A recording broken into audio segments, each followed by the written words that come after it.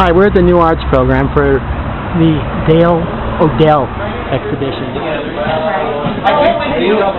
Yeah, I'm the responsible party. Blame me. No, I'll take the blame but not the responsibility. Yeah. Oh, okay, boys. Hi, my name's Dale. Thanks for coming. Gosh, I hope everybody's got some questions. That would make this a lot easier. But I guess I should give you the quickie bio from how I got from wherever I was to wherever I am.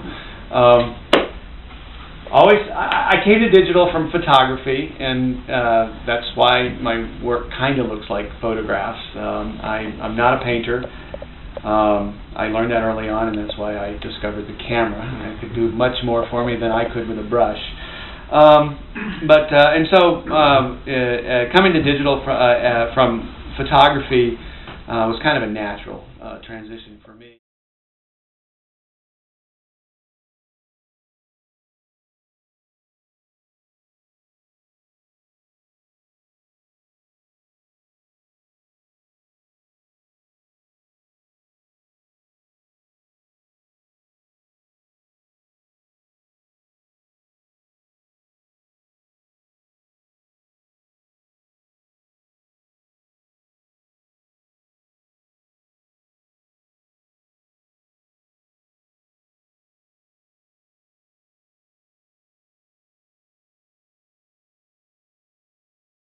You can make as many prints as you want, you got a negative, it's a mechanized process. We kind of resolved that in photography by the late 1970s, but now all those same anti-photography arguments are being applied to digital. Well, there's no original. Well, my philosophy is I would rather sell an edition of 250 giclées than one image. If it's a one-of-a-kind, only one person can have it. Only one person can enjoy it. And the masses don't get to see it. There's been a huge democratization of art thanks to digital. More people can do it. More people can acquire it. I think that the old painting model that was applied to photography was a bad idea from the get-go. I really think that the music model should have been applied to photography. Imagine, there's only one performance of Beethoven's Fifth. Well, it's gone. It's there. It's gone. But now, what do we do when you buy a recording of Beethoven's Fifth? You've bought a license to listen to that. Well, it's public domain now, but if it was a modern composer, you bought a license to listen to that, for personal use. I think that's a much better business model for the purchasing of digital art or photographic art than the painting model is, where all the emphasis is placed on that one, hugely priced piece. I'd rather sell 250, an edition of 250 to 250 people than just one of the thing. In terms of the lack of a unique original, I say to that criticism is just get over it. It's just get over it. I would love to own an original Rene Magritte painting. I just don't have that $1 million. Hell, if I bought that painting, it's going to quadruple the value of my house just to hang it in the living room. But I've got that $35 Magritte poster, which I derive as much enjoyment from as I would the original, and I don't worry about art thieves breaking into my house and stealing it either. And so, I think that it might take a generation to sort this out, but I think that digital will democratize art to a degree.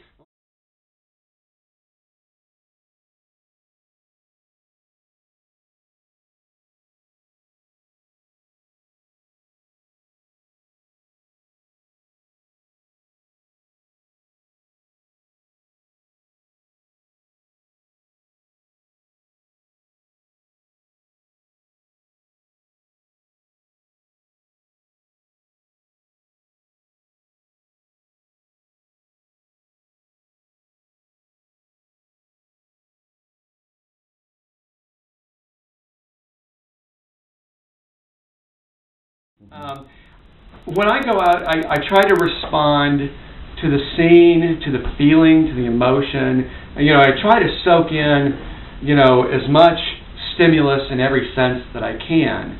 And, and when you get out of the studio and you get away from home, you notice things differently.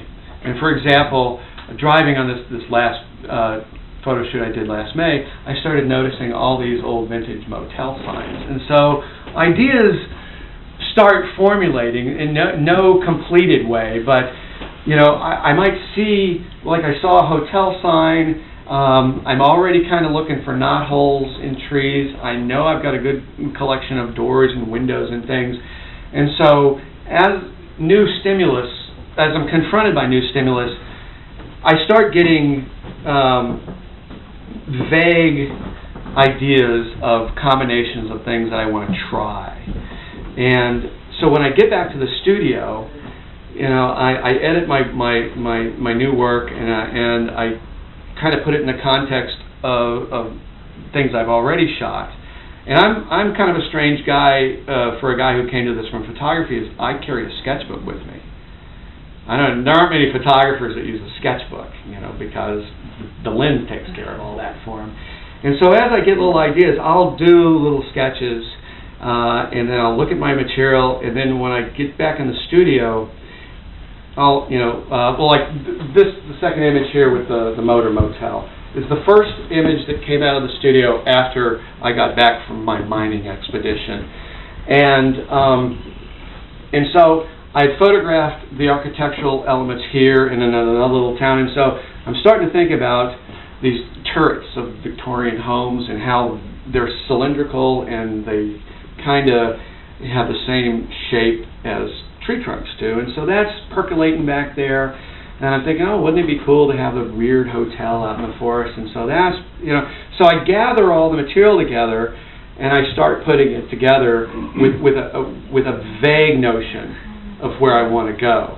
And the one thing about working digitally is that you really can do anything. And so if you don't have an idea of where you want to go when you start off, you can be wandering in the wilderness of pixel land all day long and not producing anything. And so I want to have kind of an idea of where I want to go when I start out, but I leave myself open for in-process discovery.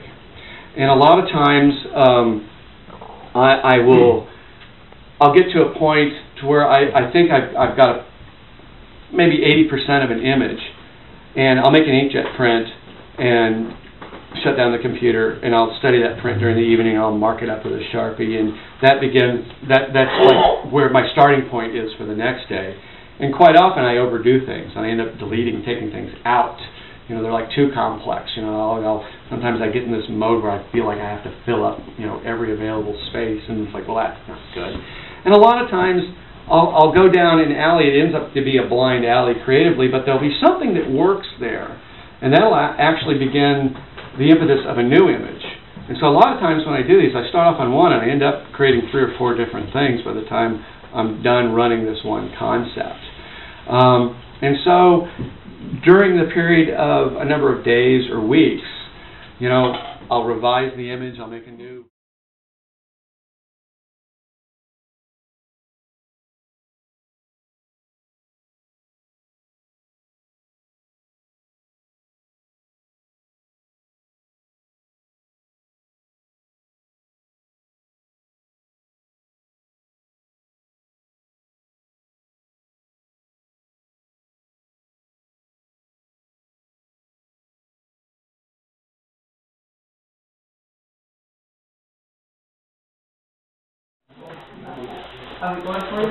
Okay, and thank you very much. This is Ron Schira with another Art Geek production at the New Arts program for the exhibit of Dale Odell. Thank you.